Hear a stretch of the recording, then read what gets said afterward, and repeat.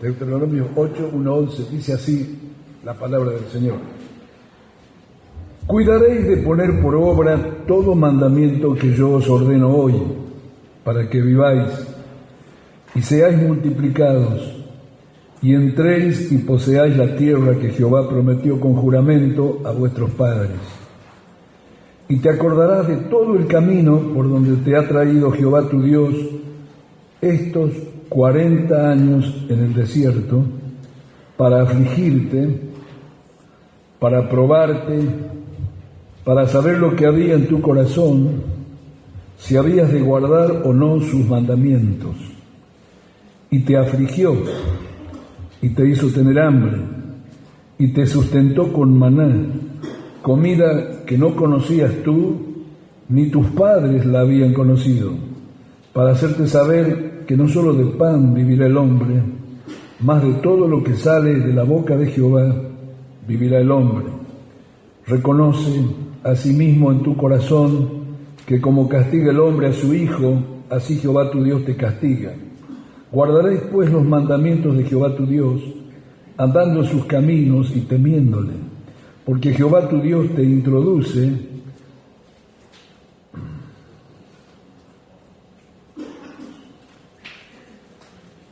en la buena tierra, tierra de arroyos, de aguas, de fuentes y manantiales que brotan en vegas y en montes, tierra de trigo y cebada, de vides, higueras y granados, tierra de olivos y de aceite y de miel, tierra en la cual no comerás el pan con escasez, ni te faltará nada en ella, tierra cuyas piedras son hierro y de cuyos montes sacarás cobre, y comerás y te saciarás, y bendecirás a Jehová tu Dios por la buena tierra que te habrá dado. Amén. Que el Señor bendiga su palabra. Estamos frente a una palabra muy antigua, de los días que el pueblo de Israel salió de la cautividad de Egipto, muchos años. Recuerde que cuando leemos lo que llamamos Biblia, una cosa es lo que leemos en el Antiguo Testamento, en el Viejo Pacto, y otro entendimiento tiene lo que leemos en el Nuevo Pacto, en el Nuevo Testamento. Siempre nos damos cuenta yo menciono a veces a este teólogo que todavía creo que vive, es contemporáneo creo, Paul Tillich. Usted puede leer alguna de las obras de Paul Tillich, le va a hacer muy bien. El aporte que Paul Tillich hizo a la teología está en dos pensamientos. Uno es que en el Antiguo Pacto, en el Antiguo Testamento, las cosas eran santas. Yo lo dije muchas veces, usted se acordará, no sé si se acordará. Las cosas eran santas, las cosas, el templo santo, el libro santo, el arca santa. Pero en el Nuevo Testamento no son ya las cosas santas, sino que son las vidas santas. Los hombres son santos. La iglesia está constituida por santos de carne y hueso, no por santos ídolos. Todos los de la iglesia, sin excepción, somos santos. Los apóstoles cuando escriben a los santos y fieles que están en tal localidad, porque la iglesia, el nombre de toda iglesia, es el nombre local. No hay fuente de agua viva, ni manantial de vida, ni santuario, es la localidad, la iglesia de tal lugar. Y por otro lado, Paul Tillich hace este aporte de que lo que afecta a los dirigentes, no sé si para la palabra esta será la adecuada, a los que tienen la carga, los que tienen mayor responsabilidad frente al resto, lo que pasa con los dirigentes, uno o varios, influye sobre todos, afecta a todos. Y esto lo encontramos en los dos testamentos, pero en esta dimensión. Lo tercero que también Paul Tillich dice es que antes, en el antiguo pacto, las cosas siempre eran para uno. En cambio, en el nuevo pacto, por causa de la cruz es un multiplicador. Lo que antes era para uno, pasa por la cruz y lo multiplica, y ahora es para todos. También lo he dicho muchas veces. Por ejemplo, si usted en el antiguo pacto quería ser de la casa de los reyes, de la casa real, tenía que ser pariente de David, porque Dios hizo un pacto con uno, con David, y todos los reyes de Israel tenían que descender de David para ser reyes, si no, no se podía ser rey. Otro tanto pasaba con el sacerdocio. Si usted quería servir a Dios como sacerdote, tenía que ser de la familia de Aarón. Si usted no venía de la línea sanguínea de Aarón, no podía ser sacerdote. Y siempre tenía que ser el primogénito de la familia.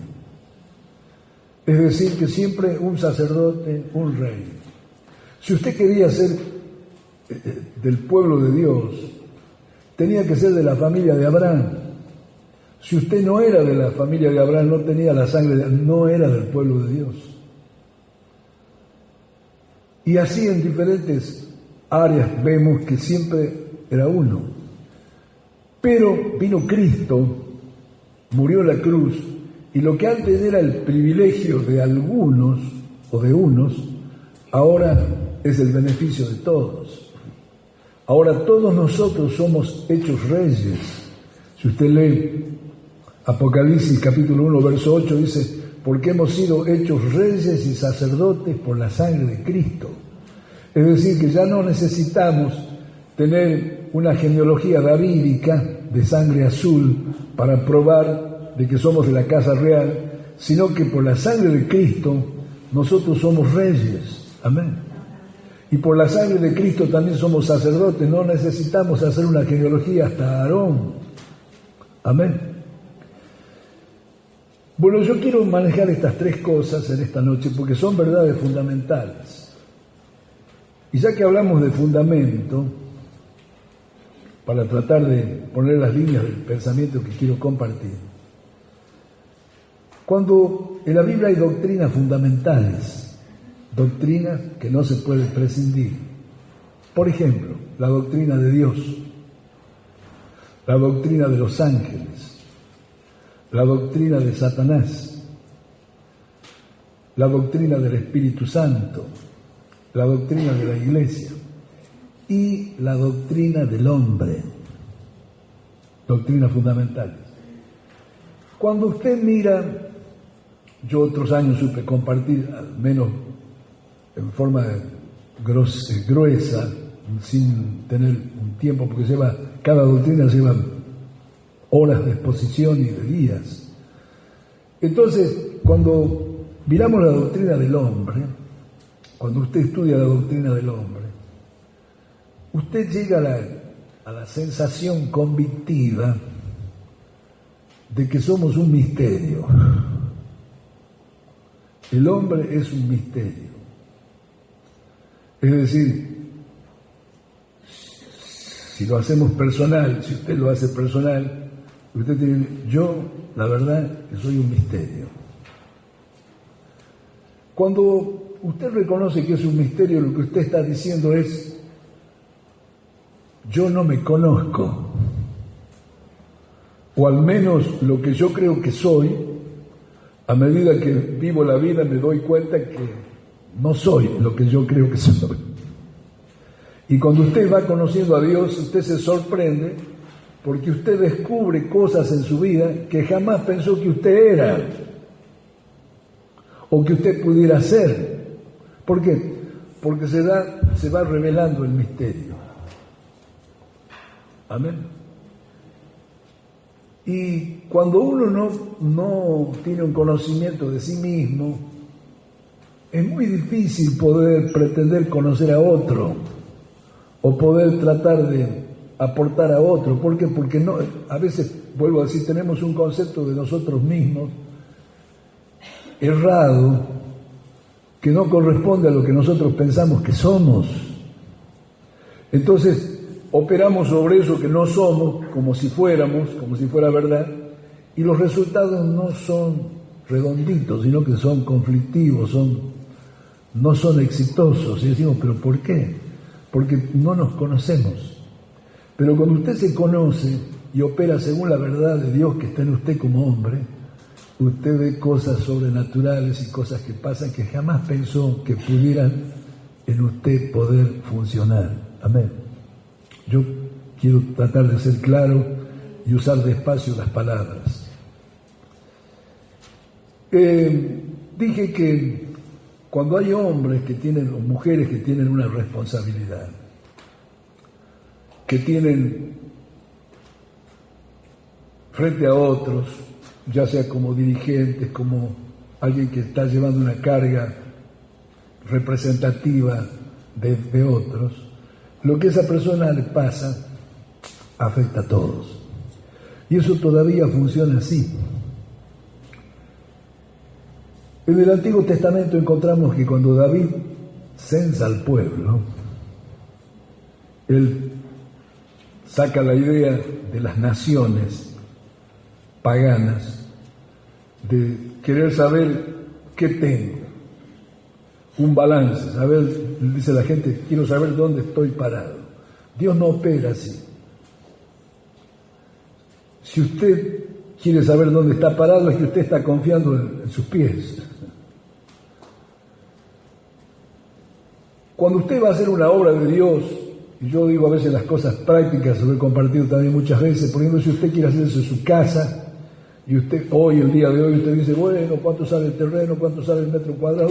Yo no podré hacerlo, imposible, ya sonaste. Ya solo usted dijo, no puedo, no es imposible, ya usted solo se la pidió.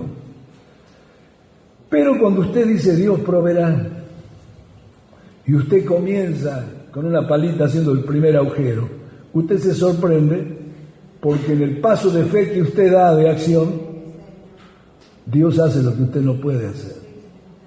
Entonces se empiezan a soltar recursos. Y Dios no te da 1 millón de pesos, no te da 2 millones de pesos. Él te da el pan de cada día, es decir, Él te da lo que en el día vas a necesitar.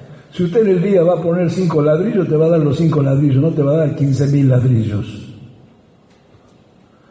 Entonces, cuando usted va haciendo cada día, de repente pasa y usted se sorprende y dice, wow, la verdad que hemos hecho mucho. ¿Y de dónde salió? De cada día. De cada día en fe vas avanzando. Ahora, David censó al pueblo y pecó contra Dios, pecado. ¿Y quién pagó las consecuencias? El pueblo. 75.000 murieron.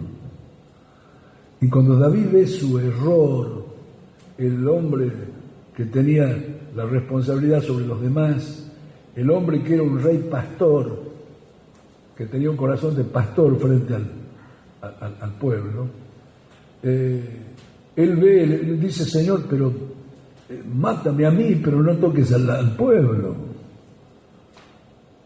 Pero vemos cómo es el principio espiritual. Dios siempre a nosotros nos mira como un cuerpo. Y cuando la parte más importante del cuerpo, el miembro es la cabeza. Usted se puede cortar un brazo, igual sigue viviendo. Se puede cortar un pie, igual sigue viviendo. Se puede sacar un pulmón, igual sigue viviendo. Pero si le cortan la cabeza, se acabó. Entonces, cuando se toca al responsable, al líder, se dice que si era el pastor, el rebaño se dispersa, se acabó. Entonces se tiene que entender, este es un principio espiritual. Eso pasa en una familia también, con el papá. Él es la cabeza. Y nosotros encontramos otros ejemplos, hay varios ejemplos de esto, que terminó afectando al pueblo. De otro lado, cuando la persona opera positivamente, también todo el pueblo recibe los beneficios. De ahí es que, por ejemplo, en las elecciones nosotros tenemos que aprender que si elegimos mal, mal nos va a ir. Que cuando usted elige algo que es correcto, va a afectar correctamente. Amén. Ahora, entonces tenemos que entender que en todo sistema vivo es importante aquellos que están con responsabilidad de tener que vigilarlos, no solamente protegerlos, vigilarlos, que no le erre, que no haga lo indebido. ¿Me explico? Tenemos que tener esa...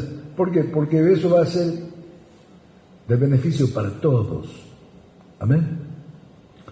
Entonces, nosotros vemos, por ejemplo, en cuanto al plan de Dios, la cabeza principal vemos que es Cristo, ¿sí?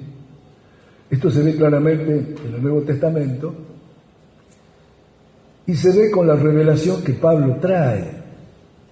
Recuerden que Pablo es el revelador de los misterios y todos los misterios que Pablo trata, incluso del Evangelio, están directamente relacionados a Jesús y al pueblo al cual él lidera. Entonces vemos que lo que le pasa a Jesús, le pasa a todo el resto que él lidera. Amén. Pablo usa la metáfora del cuerpo. Lo que afecta para bien a la cabeza beneficia a todo el cuerpo. Lo que afecta para mal a la cabeza perjudica a todo el cuerpo. Y vemos que en el plan de Dios de los 6.000 años terrenos y el milenio del reino de Cristo, vemos que todo gira acerca de la afectación que se hace al Mesías, al Cristo, al ungido, al elegido de Dios. Lo que se hace de él de positivo trae avance, lo que se hace a él de negativo para la cosa. Yo he leído una sección acá antigua. Dice que la palabra de Dios no pierde vigencia. Y la Biblia en el Nuevo Testamento, Pablo dice que todas las cosas que están escritas en el Antiguo Testamento son para nosotros. Ahora usted dirá, bueno, pero acá está hablando del desierto, está hablando del pueblo de Israel. ¿Y ahora qué? Y ahora en Cristo Jesús nosotros somos el pueblo de Israel. Dije que para ser de la familia elegida tenía que ser hijo de Abraham. Ahora en el Nuevo Testamento a Pablo le he revelado que no son hijos de Abraham los que son según la carne, sino según la fe de Abraham, porque los herederos de Abraham son herederos de la promesa, herederos de fe, no de méritos, no de que yo puedo demostrar mi identidad porque mi abuelo, porque no es por mérito, sino es por fe, por gracias. Y entonces nos damos cuenta que hoy día también tiene la misma repercusión y tiene el mismo efecto de operación lo que pasaba en el tiempo antiguo. Y esto que hemos leído se tiene que adaptar de alguna manera a nosotros. Amén. Yo quiero compartir con usted en esta noche, diga Código 70. Código 70. En parte hemos mirado, dijimos este año que estamos avanzando especialmente, aunque empezamos en el anterior, que uno de los aportes grandes en esta hora a la Iglesia es la revelación acerca del aleveto, o sería el alfabeto hebreo, que se llama aleveto hebreo, porque alfabeto es griego. Aleph y Bet son las letras hebreas. Y sobre todo en el área del profetismo, la Biblia es profética, Lo profético tiene que ver con lo oculto, con lo encriptado, tiene que ver con los misterios. Para poder operar en lo oculto, en lo encriptado, se necesita un profeta. Alguien que tiene un don, que naturalmente tiene capacidad y entendimiento de descifrar o descodificar o de sacar a luz eso que está oculto. La palabra revelación tiene que ver con el profeta, es un hombre de revelación.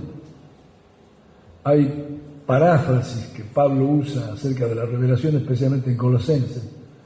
En vez de usar revelación, dice dar a conocer. Misterio que se dio a conocer, que se reveló. Hay paráfrasis que nos ayudan a entender que revelación es algo que ha estado como si fuera entre dos personas, solamente ese conocimiento y sobre nadie más. Pero de repente se da a conocer eso que ha estado oculto. Dice que lo que ha estado oculto a través de siglos y edades, oculto desde los días de Adán, de los patriarcas, es la relación que Dios tendría con las naciones. La palabra gentiles, Colosenses capítulo 1, verso 26 creo que es, Pablo dice el misterio que ha estado oculto, el misterio que ha estado oculto a los santos, y dice que es la gloria de las riquezas a las naciones, a los gentiles. La palabra gentil es nación, etnos. Dice, la gloria de las riquezas de las naciones. ¿Y qué es eso?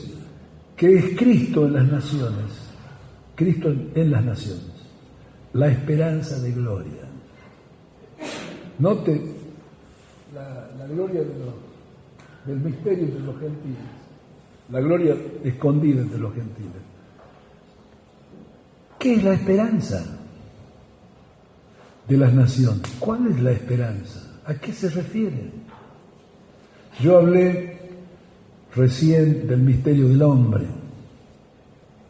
Pablo, cuando comienza la carta de Efesios,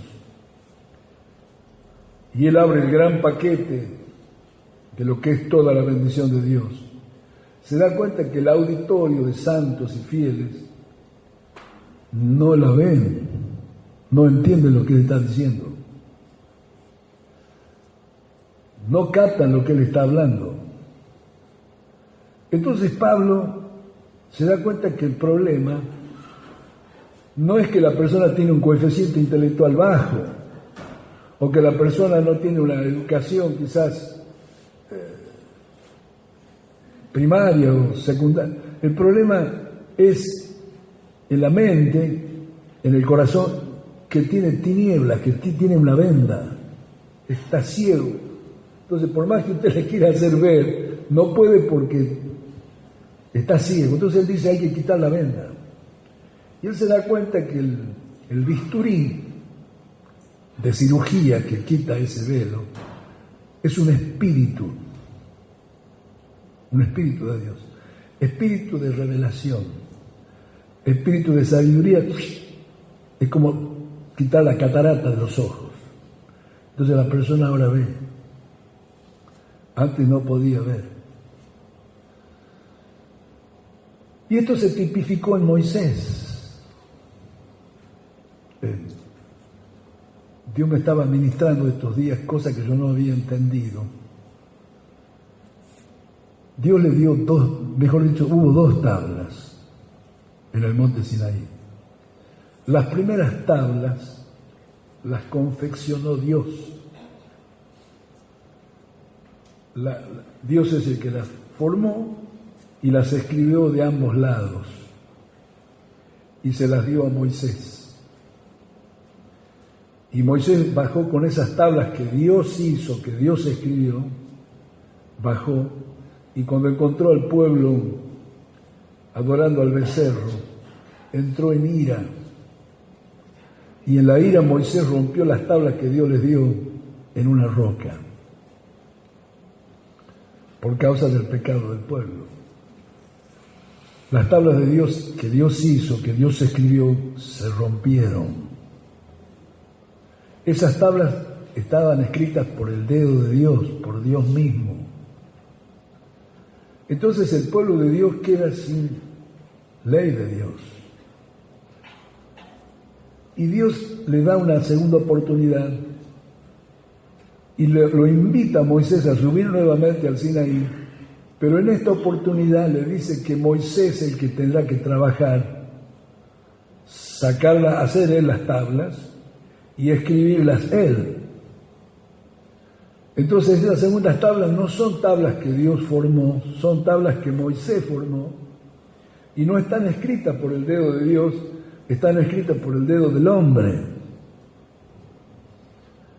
Entonces Moisés baja con esas tablas para el pueblo de Israel y es lo que Israel ha vivido hasta el día de Cristo. ¿Por qué digo de Cristo y no de hoy? Porque en estas dos tablas está parte del concepto que estoy hablando del misterio del hombre. Las primeras tablas, las tablas de Dios, corresponden al Nuevo Testamento. Ya les voy a explicar por qué. La tabla que Dios escribió con su dedo corresponde al Nuevo Testamento. Y las tablas que Moisés formó y escribió con su mano son el antiguo pacto, el pacto con Moisés. ¿Qué diferencia hay entre las tablas genuinas de Dios y la fotocopia del hombre?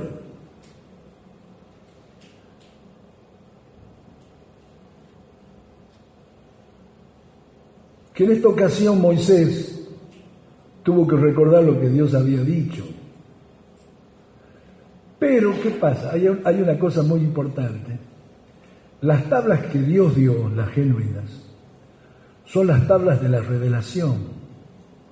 Es decir, la verdad de Dios no estaba encriptada, no estaba oculta, estaba revelada al hombre.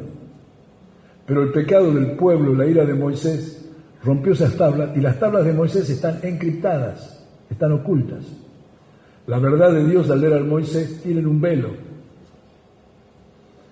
Entonces la tabla de Moisés está envelada y es lo que pasó con Moisés. En su rostro resplandecía, no sabía, se ponía un velo. Y ese velo fue puesto en el corazón del pueblo de Dios y cuando leen eso de Moisés no entienden. O creen que entienden, leen y piensan que lo que ellos entienden y no es lo correcto.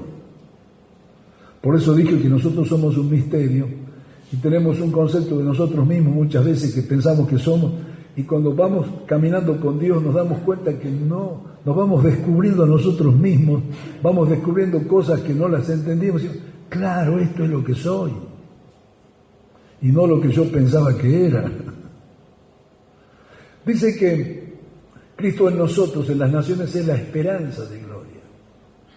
La primera cosa que el hombre tiene oculto para sí mismo es la esperanza de Dios. Noten que Pablo cuando habla de que el espíritu de sabiduría y revelación les habla el entendimiento, les alumbre. Lo primero que dice, para que sepan cuál es la esperanza que los ha llamado. ¿Y cuál es esa esperanza a lo que nos ha llamado? ¿Cuál es la esperanza de las naciones? En el capítulo 3 y verso 6 de Efesios nos revela la esperanza. ¿Cuál es?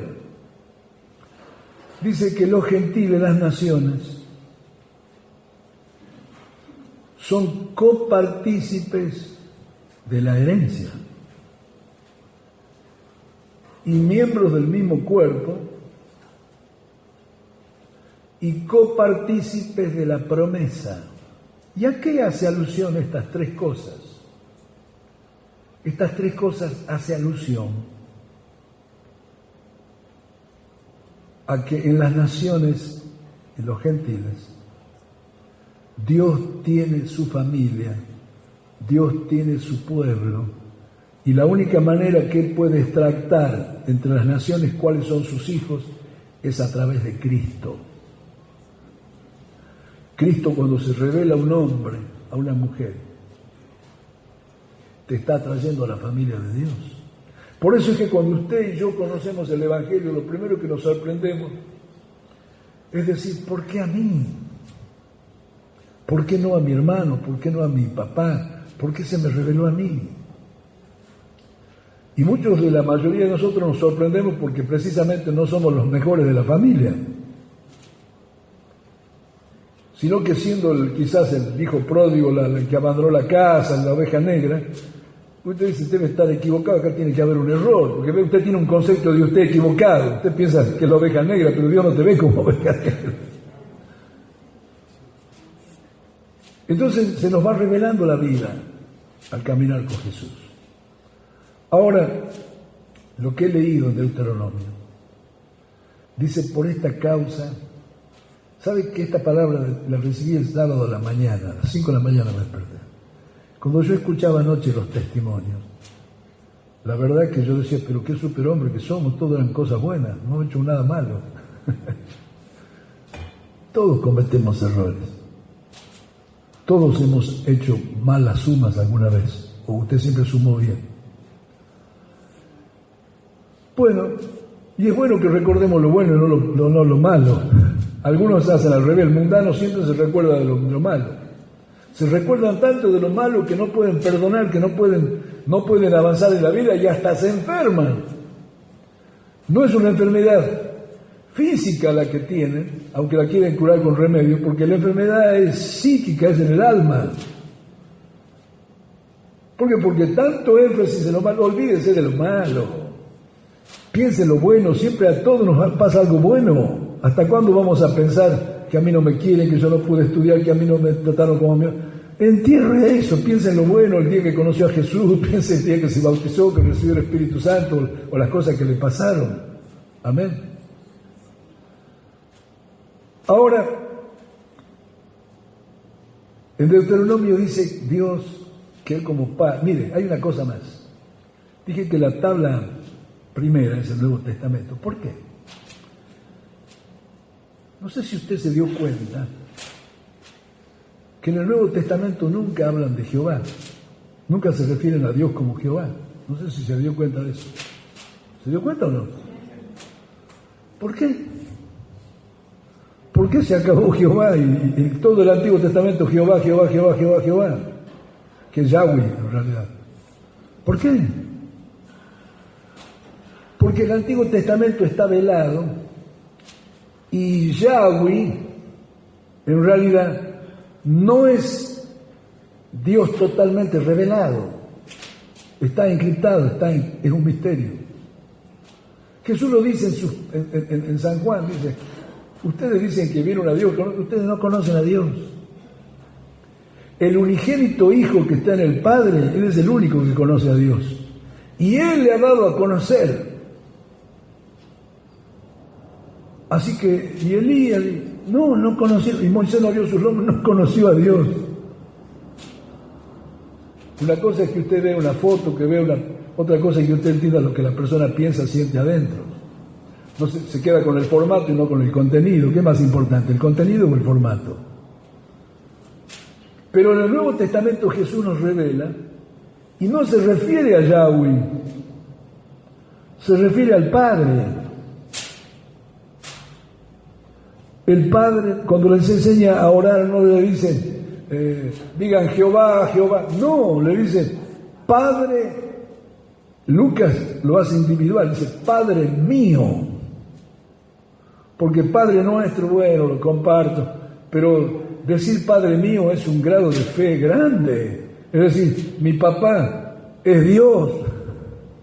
No es el presidente, no es el empresario, no es el apellido tal. Es alguien más grande, Dios. Eso es grande. Entonces encontramos que el Nuevo Testamento me revela a Dios, no como Yahweh, sino como lo que Él es. Él es nuestro Padre. Amén. Una cosa es que sea mi rey. Está bien. Usted puede tener un presidente, está bien. pero que el presidente sea su papá cambia, ¿o no? Cambia. Ahora,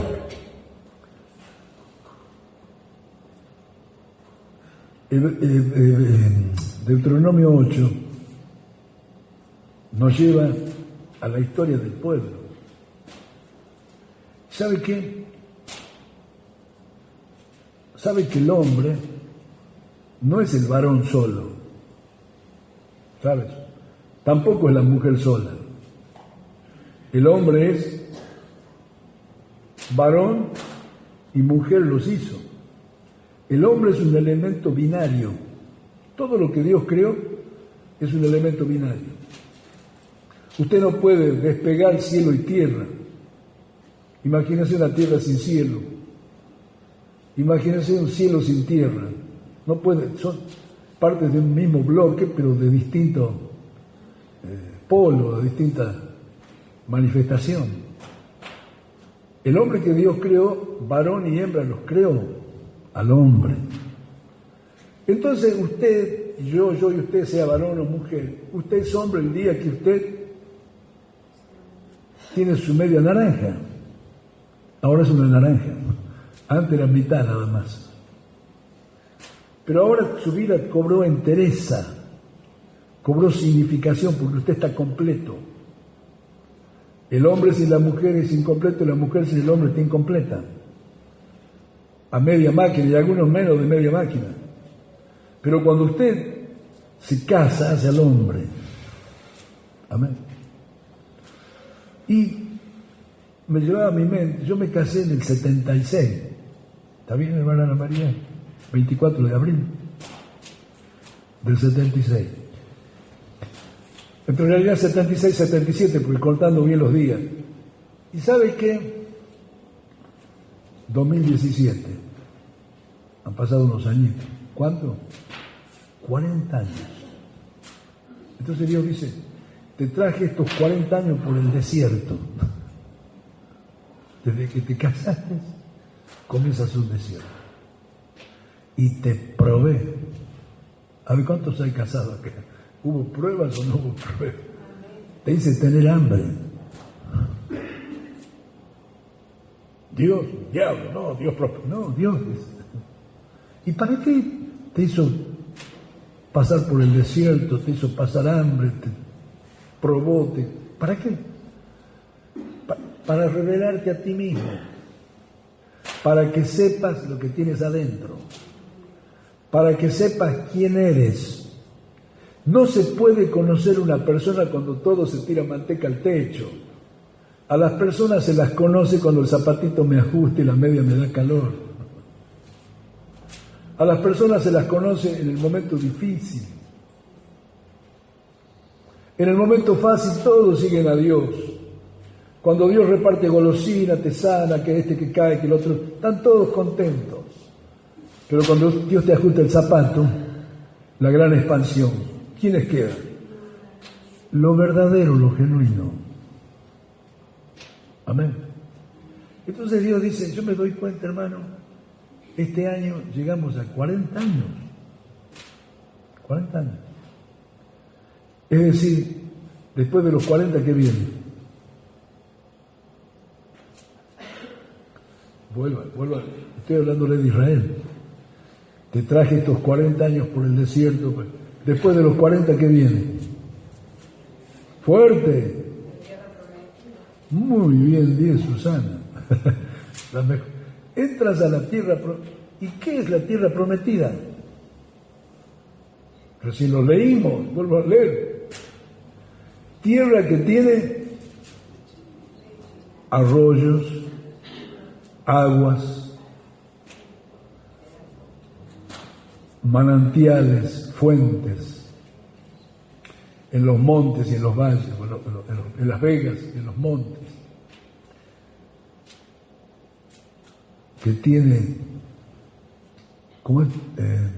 cebada, trigo, higuera, vides, higueras y granados, olivos y miel. No es miel, es dátiles. Está mal traducido, Reina Valeria, es dátil. palmera de datilera. ¿Por qué? Porque ellos endulzaban con el dátil. Era la miel para ellos. ¿Sabe dónde está esa descripción? ¿Sabe dónde está? Bueno, no me digan la tierra de Israel, sí, en el Edén.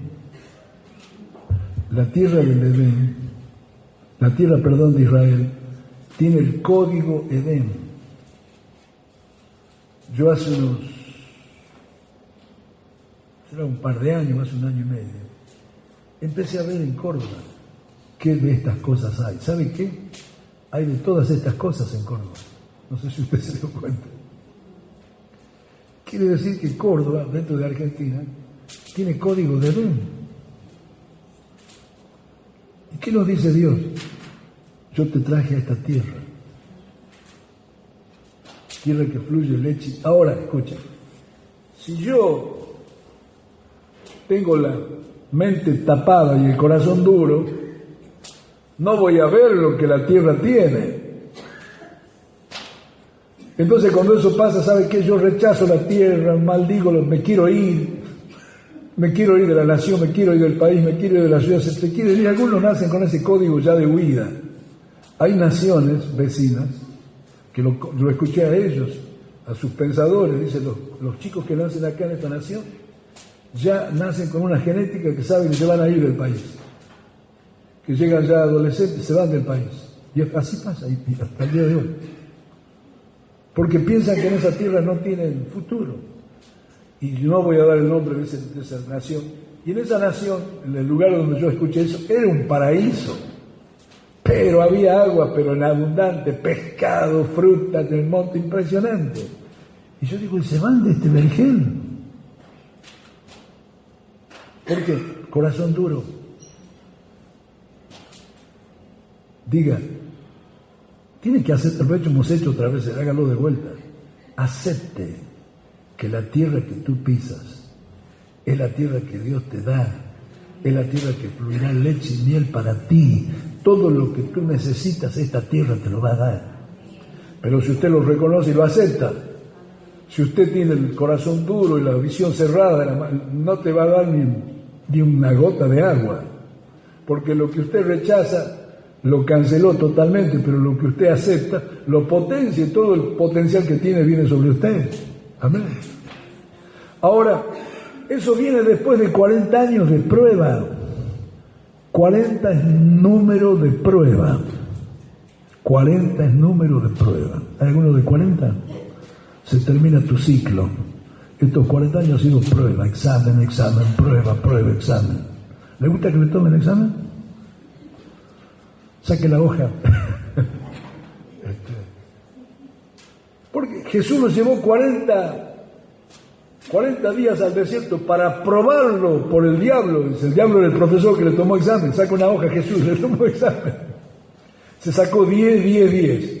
10 en naturaleza carnal, 10 en naturaleza almática, 10 en naturaleza espiritual. Fue probado en todo en su naturaleza humana y sacó 10. A Adán lo bocharon acá, a usted lo bocharon acá y Jesús triunfó. El único hombre que pasó el curso. Amén. 40 es número de prueba.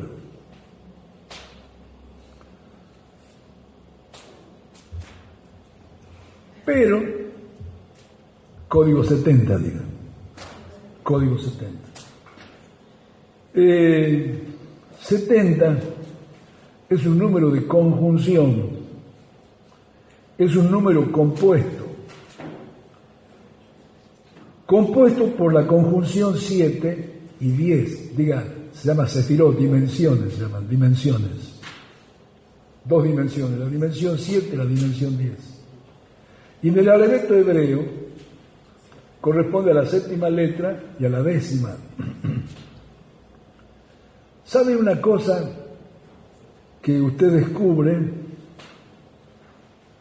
en el alfabeto hebreo? Son los 70 nombres de Dios.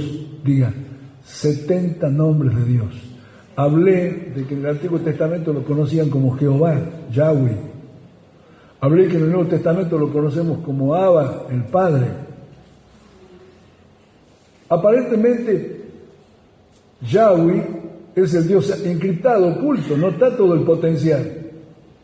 Todo el potencial de Yahweh y de Jehová está en el Padre del Nuevo Testamento. Amén. Es decir, que estamos en un orden mejor al antiguo. La gloria postrera es mayor que la primera. Ahora, 7 hemos visto que es uno de los 4 números de perfección. 7 es número de perfección espiritual. Perfección espiritual. Note que la visión de los apóstoles, fuera de los 12, es perfeccionar a los santos. 7. Hasta que sean un varón perfecto. De esta manera enseño, exhortando, enseñando, de esta manera trabajo, luchando según la potencia de Él, la cual opera poderosamente en mí, para ser perfecto en todo hombre, a todo hombre, en Cristo Jesús. Entonces, es un número de perfección espiritual, y 10 es el otro número de perfección, número de perfección ordinal, de orden. Quiere decir que 70, el hebreo se lee de derecha a izquierda. Quiere decir que 70, según el orden que usted lo lea, es un ciclo. 40 es otro ciclo. Números conjunciones forman ciclos. Entonces es un ciclo que, según lo lea, es de perfección espiritual ordenada, ¿sí? O del otro lado, es un número de orden perfecto espiritual. Un ciclo de orden perfecto espiritual. Y cuando usted mira en la Biblia el número 70, yo estaba mirando cada versículo, aparece 45 veces en el Antiguo Testamento, 45 veces. Y en el Nuevo Testamento 70 aparece solo 4. Solo 4 veces.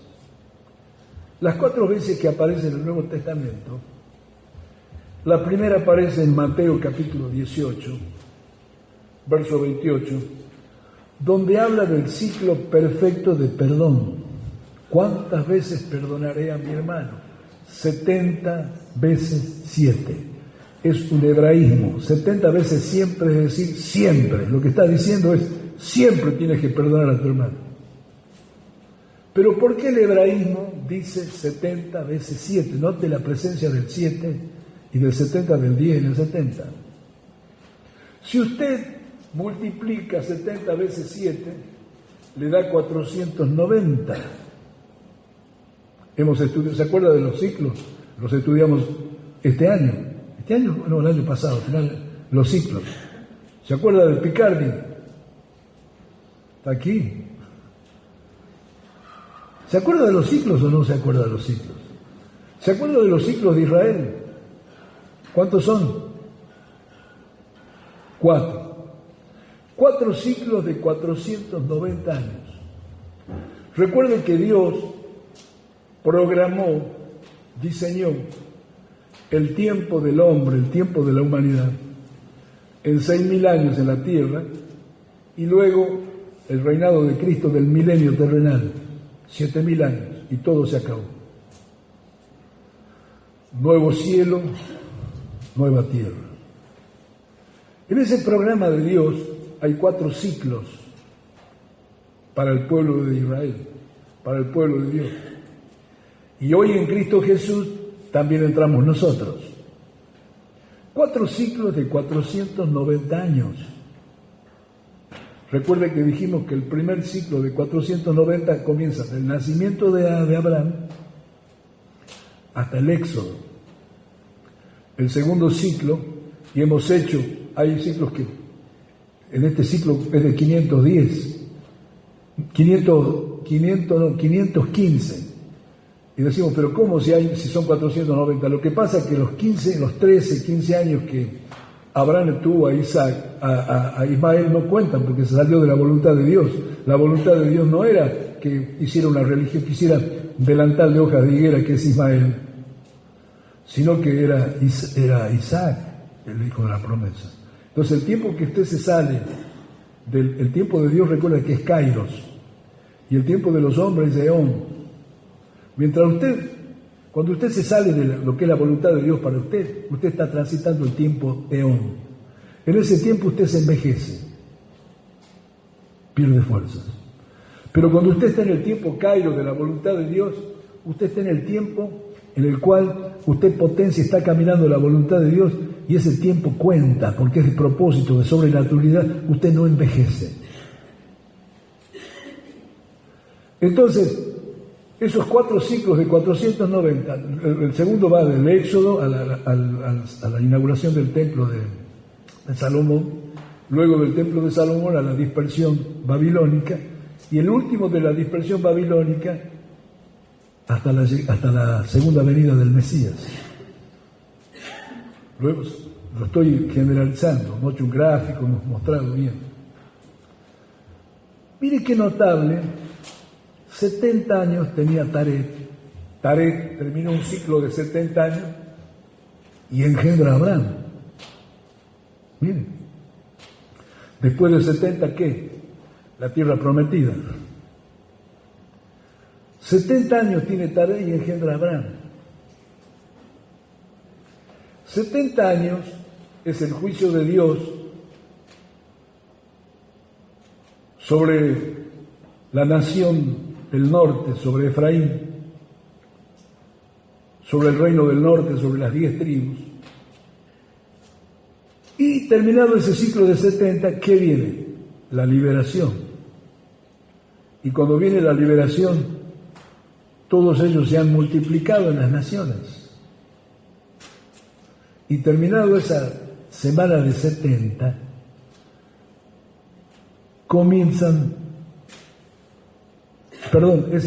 la última semana es la que falta que regrese el Mesías. ¿Por qué?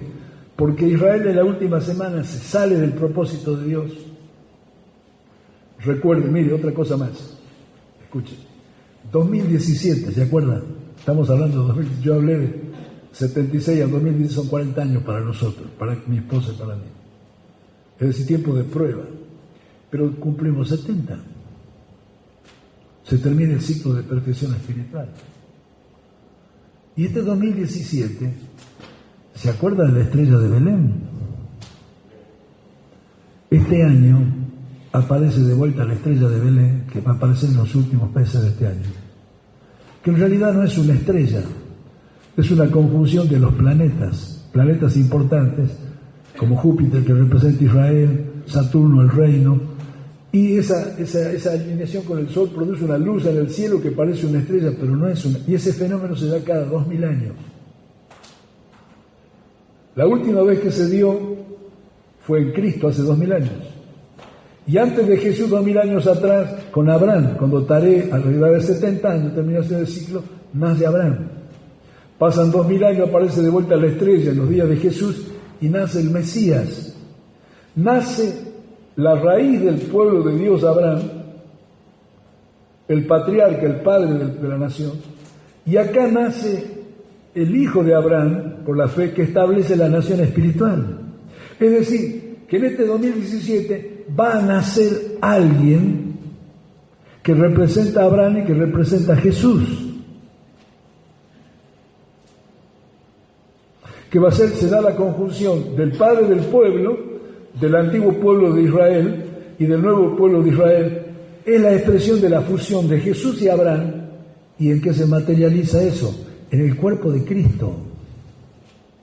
La iglesia va a transicionar, va a nacer con una mentalidad de nuevo hombre, que Pablo habla en Efesios. Amén.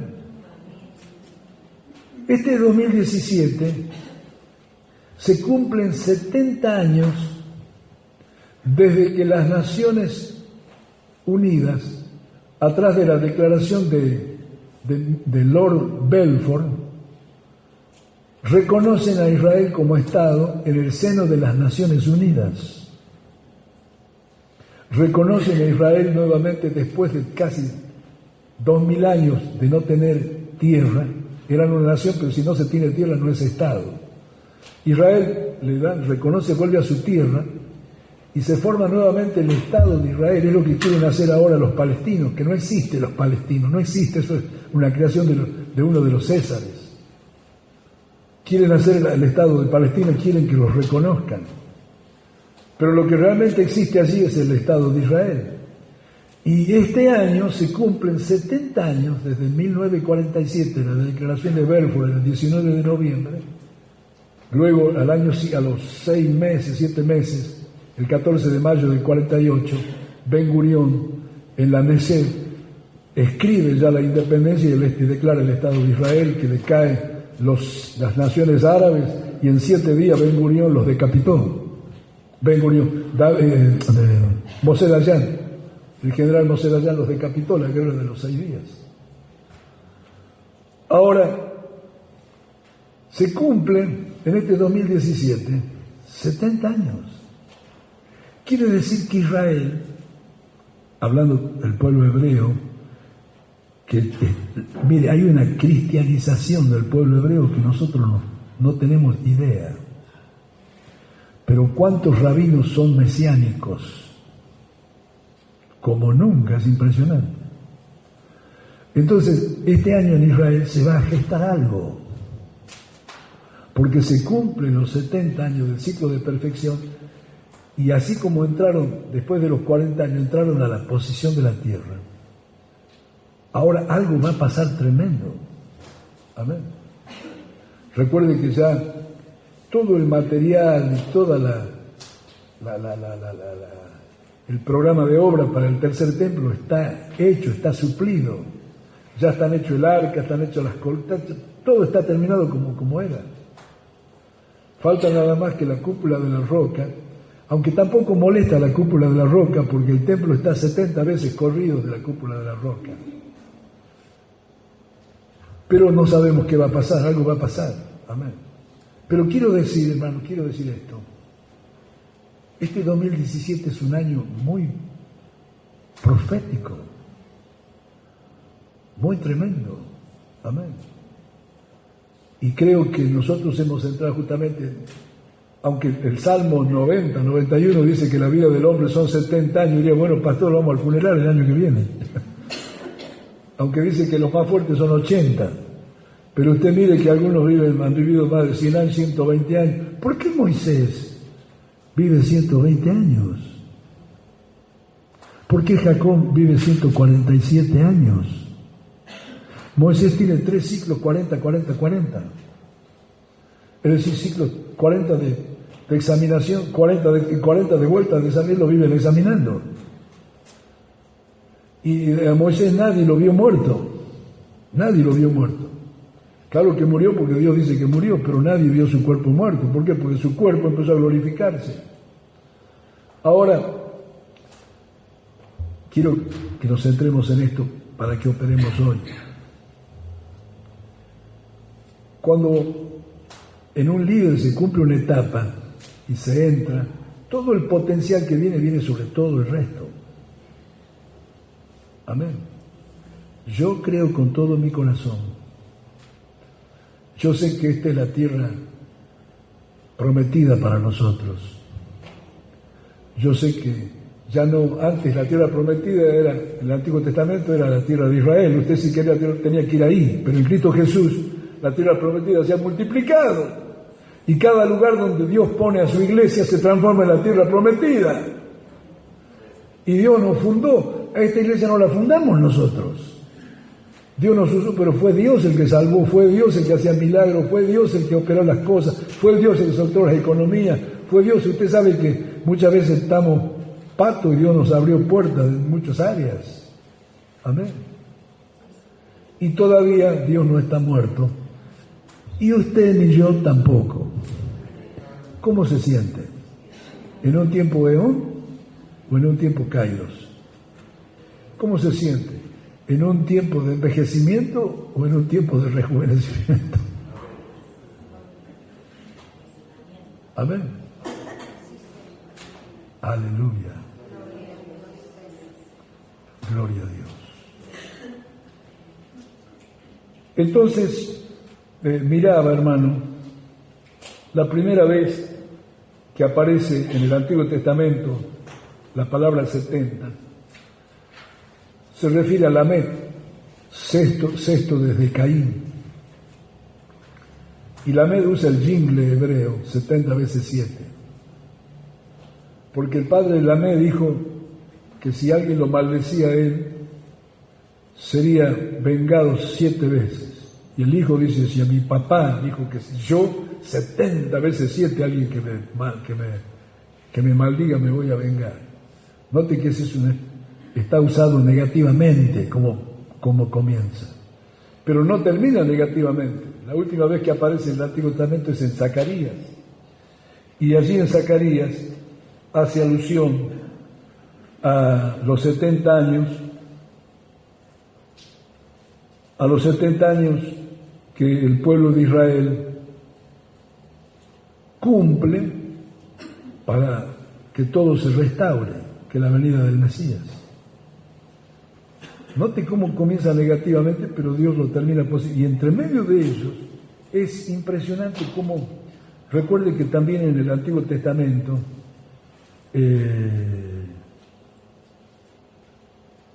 yo dije que 70 años tenía Taré. 70 fueron las personas, la casa de Jacob que entró a Egipto, son 70. Génesis 46, 27. 70 fueron los hijos de Jacob que entraron a Egipto. La pregunta, ¿se terminó el ciclo de 70 personas? ¿Y qué comenzó? Comenzó una multiplicación, como las arenas del mar. Israel no creció en Canaán, no se multiplicó en Canaán, se multiplicó en Egipto.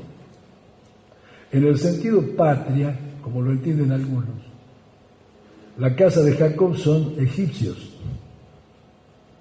Algunos dicen que patria es el lugar donde naces. El lugar donde has nacido es tu patria. Viene la palabra pater, padre, la tierra de tus padres. Pero el entendimiento más sesudo, más actual, dice que patria no es el lugar donde se nace, sino es el lugar donde uno se desarrolla y vive. Y este es el concepto que está en la Biblia. Ninguno de los hijos de Jacob jamás se mencionó como egipcio.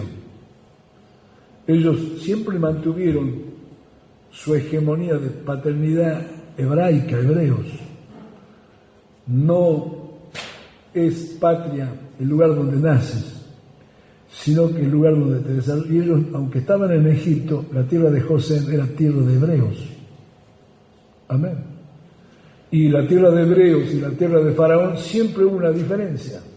Aunque Faraón tenía economía poderosa y hizo cosas, pero la tierra de Israel tenía a Dios y las pasturas y el pueblo de hebreo era más fuerte que los y se multiplicaba. No había enfermos entre ellos casi. Por eso es que cuando sube el Faraón, se cambia la dinastía de los faraones. Este dice, pero este pueblo es más fuerte que nosotros, es más numeroso. Si viene un enemigo se pone, entonces nos liquidó. Vamos a parar que se dejen de multiplicar porque estos son como conejos, se multiplican. Vuelvo a decir, entramos a un tiempo distinto, glorioso. La palabra de Dios nos está preanunciando, nos está motivando, está soltando una fe. El asunto es que usted la reciba, el asunto es que usted la crea, el asunto es que usted comience a confesarlo. Dice que todo lo que tú necesitares, la tierra te lo dará. Dice, a ver, leemos de vuelta porque y ya oramos. Deuteronomio 8 dice, la tierra en la cual no comerás el pan con escasez, ni te faltará nada en ella. Dígame de vez en cuando, lo estoy hablando de usted. Amén. Dice, la tierra en la cual no comerás pan con escasez, ni te faltará nada en ella. Tierra cuyas piedras no son sin valor, son hierro y cobre. Los chilenos dirían amén. Y comerás y te saciarás, y bendecirás a Jehová tu Dios por la buena tierra que te habrá dado. Amén. Amén. ¿Cuántos se acuerdan del acto profético de la espada de Gedeón? ¿Se acuerdan? No sé si usted se acuerda del jingle que usábamos. ¿No se acuerdan? En los escritos. Córdoba descubre tu futuro. El futuro está en Córdoba. ¿Se acuerdan? Mire que la elección Macri la ganó por la metidita de mano de los cordobeses. Cambió el futuro. Si no se hubiera votado, ¿qué pasaría? El yugo de Faraón todavía estaría. A ver. Yo quiero que oremos. Quiero que mire este 2017 como un ciclo final. Personalmente yo acepto que se acabó el desierto para mí, para mi familia. Con mi esposa llevamos 40 años de casado. Ya hace 33 años que estamos en Córdoba. Amén. Y como él ha dicho, más de la mitad de nuestra vida la pasamos acá. Porque patria no es el lugar donde naces, es el lugar donde te desarrollas. Mientras testificaban ayer, hay cosas que Dios nos ha hablado y en ese tiempo no había grabadoras, no había, pero quedan impresas en alguna parte y venían a mi corazón algunas expresiones que me profetizaron, que en otros lugares. Cuando veníamos a Córdoba, Dios me dijo, Él me daba esta palabra que yo la prediqué en las primeras reuniones del ferroviario, decía, este es el camino, andar por él. Pero Dios me había dicho, yo te voy a enseñar y vas a conocer mi camino. No podrás conocerlo mientras estés acá en Jujuy, pero cuando salgas, allí en la soledad, yo te haré conocer el camino. Y yo digamos, pensaba que entendía, ahora me doy cuenta que no entendía nada, porque realmente ahora se me reveló el Evangelio. Ahora puedo decir, conozco lo que es el Evangelio, y lo he compartido con ustedes, lo que Dios me ha dicho. Y yo estoy convencido, porque la Escritura lo dice, hemos mirado las Escrituras. No predico ideas humanas, predico la palabra de Dios. Amén. Creo que este es un tiempo para todos nosotros. Así que no solamente el pastor os cumple años, sino que usted también. Amén. Entra a un nuevo ciclo. ¿Cuánto lo creen? Bueno, expréselo, póngase de pie. Aleluya. Gloria a Dios. Tome la mano del que está a su lado. Hermano, esta iglesia tiene una matriz profética, tiene una matriz de maestros. Recuerden yo tengo allá, para los días especiales voy a hacer una síntesis de todos los títulos que tomamos. Hay creo que fue por el 2000, no antes, hay una de las reuniones especiales o conferencias que había en Antioquía profetas y maestros. Después de eso vino el oleaje apostólico a las naciones y salieron de acá familias. ¿Sí? ¿Se acuerdan? Bueno,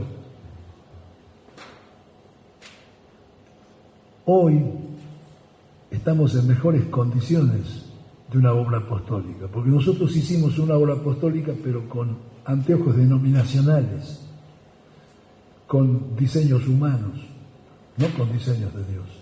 Ahora conocemos cómo es el diseño de Dios. Y creo que estamos en las mejores condiciones para hacer la obra apostólica. Amén. Amén. Y tiene que creerlo, porque acá a esto me refiero.